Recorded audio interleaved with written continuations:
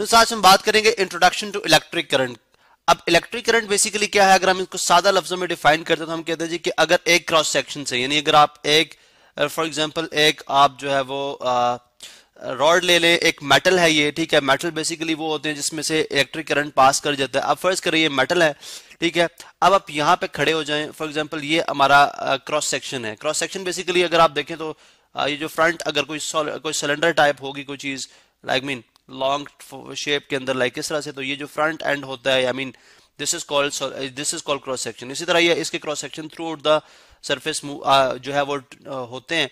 अब अगर फर्ज करें आप इसको यहाँ पे आप खड़े हैं और आप देखेंगे यहाँ से इलेक्ट्रॉन जो हैं वो लेट्स सपोज ट्रेवल कर रहे हैं इस तरफ, ठीक है, इसी तरफ ट्रेवल कर रहे हैं।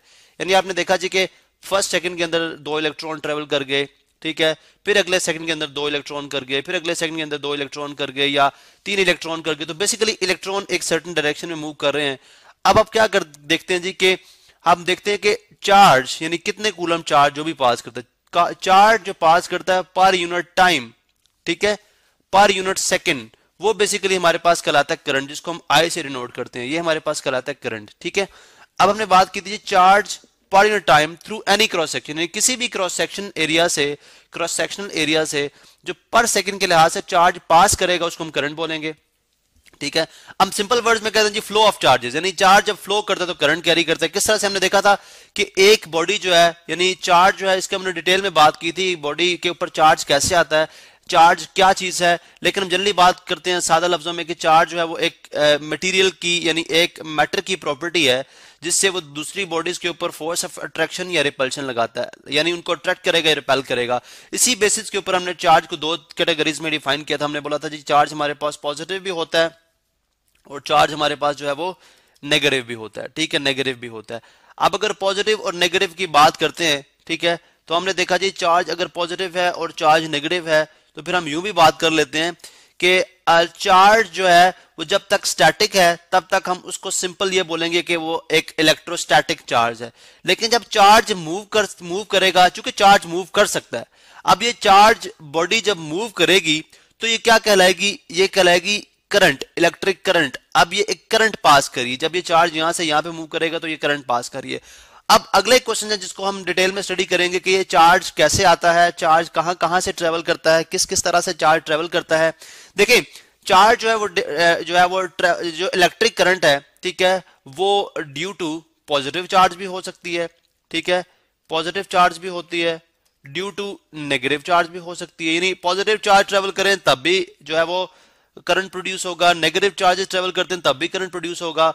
और अगर पॉजिटिव और नेगेटिव दोनों ट्रेवल करते हैं, ठीक है, मैं शॉर्ट फॉर्म में लिखूंगा, ये पॉजिटिव है, ठीक है, शॉर्ट फॉर्म है, एंड नेगेटिव, यानी पॉजिटिव और नेगेटिव दोनों एक ही वक्त में जब ट्रेवल करते हैं तब भी चार्ज प्रोड्यूस होता है। अब हम देखते हैं किस केस में पॉजिटिव है, किस केस में नेगेटिव है और किस केस में पॉजिटिव है नेगेटिव है।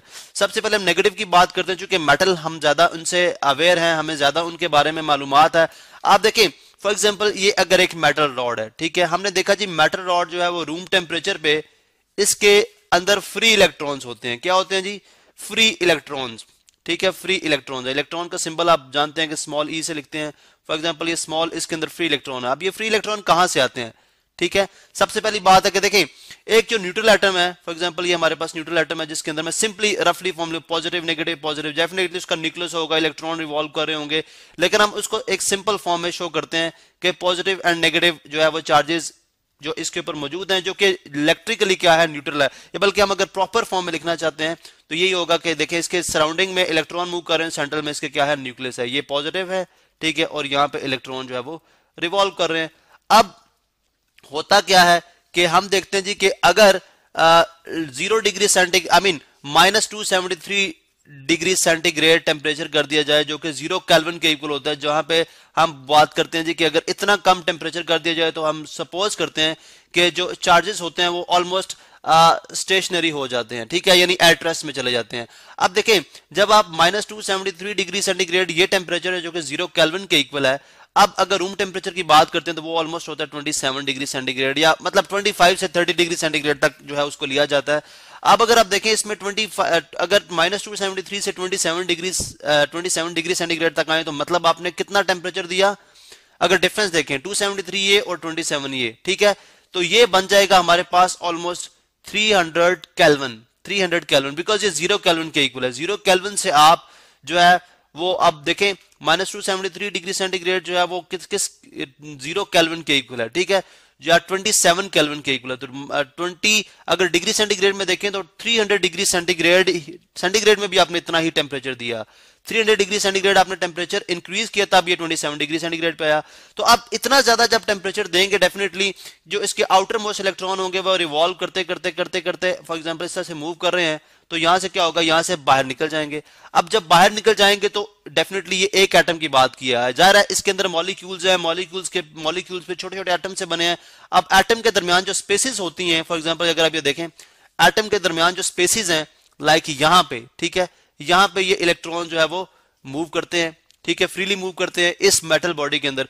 अब यही जो है इलेक्ट्रॉन जो है वो जब मूव करते हैं तो डेफिनेटली इलेक्ट्रॉन का या किसी नेगेटिव चार्ज का मूव करना वो क्या कहलाता है कि उस मेटल के उस मटेरियल के अंदर क्या है जी, इलेक्ट्रिक करंट प्रोड्यूस हो रहा है, उस मटेरियल के अंदर इलेक्ट्रिक करंट प्रोड्यूस हो रहा है। एक बात ये तो था ड्यू टू नेगेटिव चार्ज।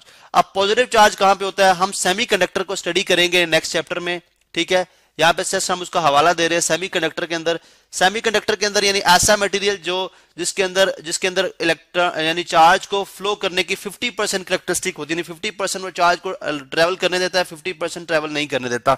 अब अगर आप देखें तो अब इसमें से क्या होता है, जब इलेक्ट्रॉन निकल जाएगा, फॉर एग्जांपल ये अगर सेमीकंडक्टर है, हम जनरली पॉजिटिव नेगेटिव एक एटम को इस फॉर्म में लेते हैं, ठीक है, negative and negative positive negative negative positive. अब अगर आप देखें इसमें से आपने इलेक्ट्रॉन निकाल दिया जब, तो पीछे क्या चार्ज आ जाएगा, इसके ऊपर पॉजिटिव, इसके ऊपर क्या चार्ज आ गया, पॉजिटिव। अब बेसिकली पॉजिटिव चार्ज जब इसके ऊपर आ गया तो पॉजिटिव चार्ज को हम बेसिकली इसको हम सम टाइम होल कह रहे होते हैं, सम टाइम इसको आयन कह रहे होते हैं, जो मर्जी कह ले इसको, ठीक है।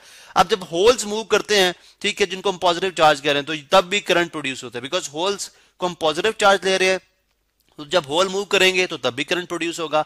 अब करंट तो इस वजह से भी प्रोड्यूस हो सकता है, ठीक है। इसी तरह से आप अगर एक सोल्यूशन, जैसे बैटरी के अंदर इलेक्ट्रोलाइट होते हैं, ठीक है, हमारे पास सोल्यूशन होता है जिसके अंदर आप देखते हैं जी आप दो इलेक्ट्रोड लगाते हैं, ठीक है, एक के ऊपर पॉजिटिव और एक के ऊपर नेगेटिव चार्ज। फॉर एग्जांपल ये इलेक्ट्रोड है, ठीक है, मैं सिंपल वर्ड्स में शो करूंगा, ठीक है, ये इलेक्ट्रोड्स आपने लगा दिए। इलेक्ट्रोड्स बेसिकली जो है वो आप यूं समझें कि हमारे पास जो है एक पॉजिटिव इसको एक को पॉजिटिव के बैटरी के साथ कनेक्ट करते हैं। इसमें अब क्या होगा कि solution, let's suppose sulphuric acid का सॉल्यूशन है इसके अंदर, तो एक इलेक्ट्रोड के ऊपर जब जा रहा है H पॉजिटिव मूव करेगा, फॉर एग्जांपल इसके ऊपर H पॉजिटिव अगर मूव करता है, ठीक है, तो इसके ऊपर डेफिनेटली सल्फेट आयन मूव करेगा, जो कि आप केमिस्ट्री के अंदर पढ़ के आ चुके हैं। ये नेगेटिव है। अब देखें ये पॉजिटिव आयन है, ठीक है, यहाँ पे पॉजिटिव मूव कर रहा है और इसके ऊपर नेगेटिव मूव कर रहा है, ठीक है। अब पॉजिटिव इसके ऊपर आ रहा है, नेगेटिव इसके ऊपर आ रहा है। अब पॉजिटिव और नेगेटिव दोनों की मूवमेंट से डेफिनेटली दोनों चार्जेस जब मूव करेंगे तो तब भी करंट प्रोड्यूस होगा। तो आपने देखा करंट जो है पॉजिटिव चार्ज से भी प्रोड्यूस होता है, नेगेटिव चार्ज से भी प्रोड्यूस होता है, और पॉजिटिव और नेगेटिव दोनों से हो सकता है, ठीक है। अब नेक्स्ट लेक्चर में हम देखेंगे कि इलेक्ट्रिक करंट जो है वो किस तरह से ट्रेवल करता है, इलेक्ट्रिक करंट के यूनिट्स क्या है, डायरेक्शन क्या है।